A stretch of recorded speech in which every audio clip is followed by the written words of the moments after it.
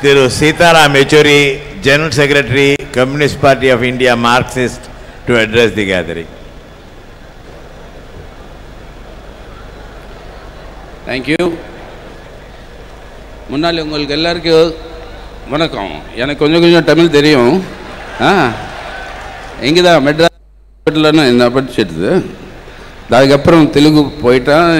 ஏன்னா கிராண்ட்மதர் இப்போவும் சொல்லுவான் சென்னப்பட்டினம் போகலாமா இல்லையான்னு. அப்போ மெட்ராஸ்னு இருக்குது, இப்போ சென்னப்பட்டினம் அப்போ தான் சொல்லியிருக்கேன் எனக்கு. ஸோ இந்த பேரெல்லாம் ஸோ அதுக்கு நான் தமிழில் பேச மாட்டேன். இதுக்கெல்லாம் இங்கே நேஷ்னல் லீடர்ஸ் எல்லாம் இருக்குது. அதுக்கு தான் திரு அனுபவகே president of the meeting, former Prime Minister Shri Devgowda, Ghulam Nabi Azad, brother leader of the opposition in Rajya Sabha, Mr. Gadkari has left, Janab Farooq Abdullah, my friend Mr. Narayan Swamy, Chief Minister of Puducherry, Comrade Sudhakar Reddy, Praful Patel, Kadir Mohiuddin Sahab of the IUML, Derek O'Brien, whom you just heard, Y.S. Chowdhury of the Telugu Desam, Sanjay Singh and Somnath Bharati of the Aam Aadmi Party, who waited till I retired from the Rajya Sabha to enter the Rajya Sabha, and Mr. Dubai, the DMK leader, and of course, Thiru M.K. Stalin, the future Chief Minister of Tamil Nadu.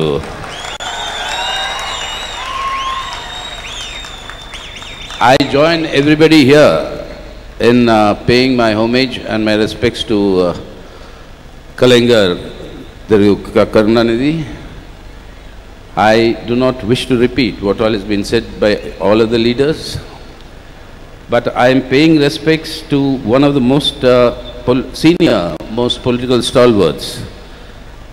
And I wish to record on behalf of the Communist Party of India, Marxist, with a deep sense of appreciation, the immense contributions that he made for building a modern India, a modern Tamil Nadu, and most importantly, for advancing the consolidation of idea of India. I wish to make 4 substantial points, because there is an occasion to evaluate a life, occasion to evaluate an era of contribution, and to place it in today's context as to what these contributions matter for all of us, for our country, and for the future of our children. These 4 points that I wish to make is, one is this idea of India. All of us know that Thiru Karunanithi, Kalingar inherited the legacy of Periyar and Annadurai. He worked with them. The legacy was what? Individual respect.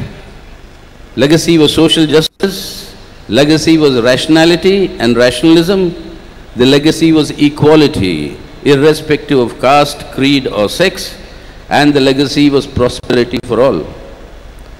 Now today, this is a legacy that can be captured in the concept of idea of India, because it's an inclusive legacy. It includes everybody.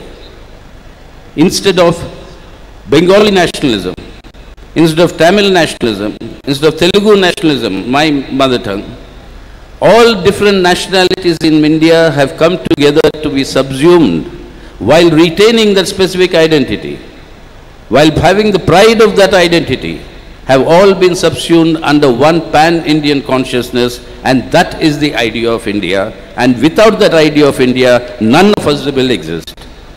And it is this that Kalingar was foremostly committed to.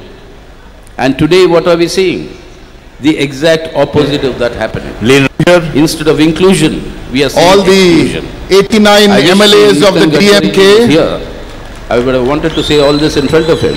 And most importantly, seeing exclusion every single Hindi Morilo is actually the equality. Anal Indru Tamil Mohil Pesa, not the abolition of Asai Pudikaran, not the equality for women, not the equality for religious minorities, but actually the segregation to celebrate and today. creating is a tribute. All the federal parties seated here on stage today work together. We must work together.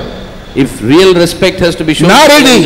Ninga ready, to pay homage today, we have to redouble our resolve.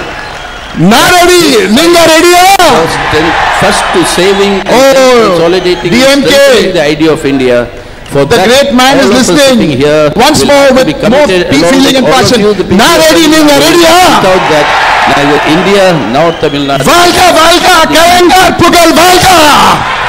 I had Valga, Kalingar, Pugal, Valga! For many decades. And Valga, Kalingar, Pugal, Valga!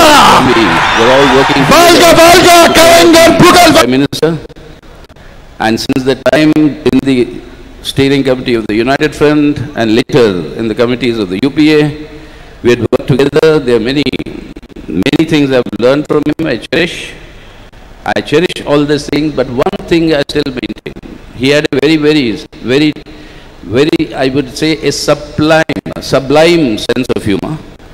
And that sense of humor would come out in very many ways. Otherwise, it will be only laughter. He'll just laugh loudly in order to avoid a point. But one thing he taught me that I think is always important is, in final analysis, what is the battle in Indian philosophy? What is the battle in the people's minds and thinking? The battle is between rationalism and irrationalism. The battle is between reason and unreason. Today what we are seeing is the triumph of unreason. The murders of Dabholkar, Pansare, Kalburgi, Gauri Lankesh. What we are seeing today, the attacks on our universities, education institutions. And in the final days when we are talking about it, the greatest concern is what is the education that you are giving to our youngsters? Instead of learning the syncretic or the composite culture of India, you are now today converting history into merely the study of Indian or Hindu mythology. Study of history is study of Hindu mythology. Study of Indian philosophy, the rich traditions, is the study of Hindu theology. This distortion will go a long way in destroying this idea of India. And if that has to be maintained, these private armies that you are seeing today, in the name of crop protection, in the name of love jihad, in the name of moral policing, they tell our children what they can wear, who should be their friends, what they can eat. And this way, regimenting the society, this is something that Kalingar always stood against. He used to always tell me that you think that only you, Marxists, are the ones who separation of religion from politics. But that is what Periyar did, that is what Anadure did, that is what the social justice movement did. But he also used to joke. He said, you are a young man, that was 20 years ago. But when I was not married yet, I think. But he said, if you're married, will you name your son Stalin? I said, why, Kalingar? He said, I am not a member of your party, but I had the courage to call him Stalin. Will any of the communist leaders call their children Stalin? So I was asking, why did you call him Stalin? Then he said, if you're not... Anyway, that's a different story altogether. But he had this progressive ideas. And progressive ideas can come only with the safeguarding and cherishing of democracy. The only chief minister in India in 1975 who had the assembly pass a resolution condemning the emergency. And he stood by that emergency. We were all students then. As students leaders, many thought that Tamil Nadu and Chennai is the only place to come in order to escape arrest. And many senior leaders came. I am grateful to Kalingar because many leaders of my party from neighboring Kerala came and took refuge here in order to avoid the arrest.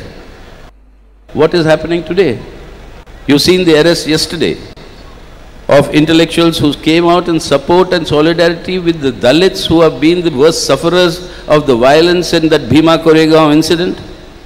Instead of taking action against the perpetrators of violence, the action is taken against the victims of the violence, and those who support those victims are arrested under what? The most draconian UAPA Act, where they can't be produced for any bail, Luckily, mercifully, the judiciary had intervened. But what we are seeing today is an state-patronized emergency. State-patronized emergency, undeclared, and worse than the declared emergency then. Should this not be fought? What is the meaning of paying homage to Kalingar? Unless, like him, if we have the courage, if we could pass a resolution in the assembly, can we not today in our lives say this sort of a violation of democratic rights and civil liberties is something that we, the people, will not tolerate and Tamil Nadu will not tolerate, and that is something I think we should redouble our resolve for. But then Kalingar did not do all, many have referred to the fact that he used to write scripts for films, he used to write poetry, he used to write songs. But there was a reason, I believe, why he did all this. Any movement for social change, any movement that wanted to create equality, abolish caste, give equal rights to women, a movement for social justice cannot happen without progressive thought. That is why he would translate Maxim Gorky's mother into Tamil. He would establish Mursoli as the paper and write every day. Every day, every morning he would contribute to it. And my leaders in Tamil Nadu tell me that by 6:30 in the morning he will call them and say, why did you give that statement yesterday? And try and argue with them. Otherwise he will reply in Mursoli himself. And he would do it, and this he did till almost the end. For 75 years he ran the paper. But what about the illiterate?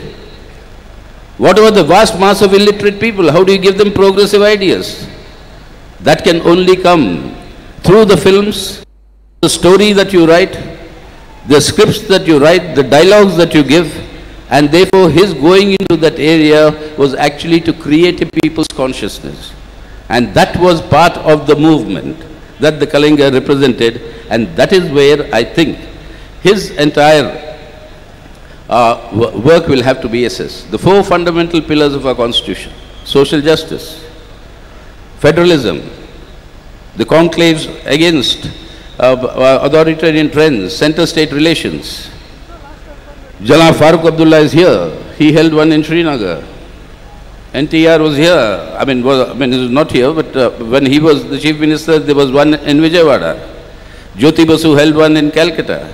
And then emerged the entire Sarkaria Commission reports and the entire issue of center-state relations, federalism. The third was the question of secular democracy that we are talking about. And the fourth is that of economic self-reliance. If Tamil Nadu today is an industrially prosperous state, one of the first in terms of all human development, not human development, that Kerala is the first, but all in economic indices. And unlike the model of Narendra Modi, it is Tamil Nadu which is number one in most of these indicators and records, and that comes only from this vision of self-reliance.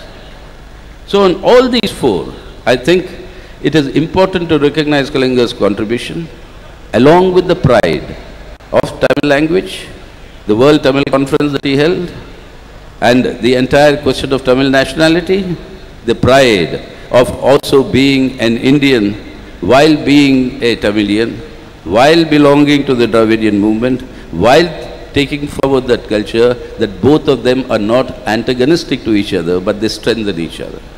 That is what we have to build.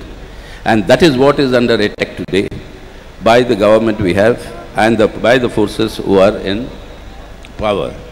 So that is what I hope when I say the future Chief Minister of Tamil Nadu or the future government in Delhi that we will form. Yes, all that is that hope that we will all work together and do it. There have been differences with Kalingar. I was a young man. He would scold me many times. He would say, "You are not doing this correctly, Sitaram."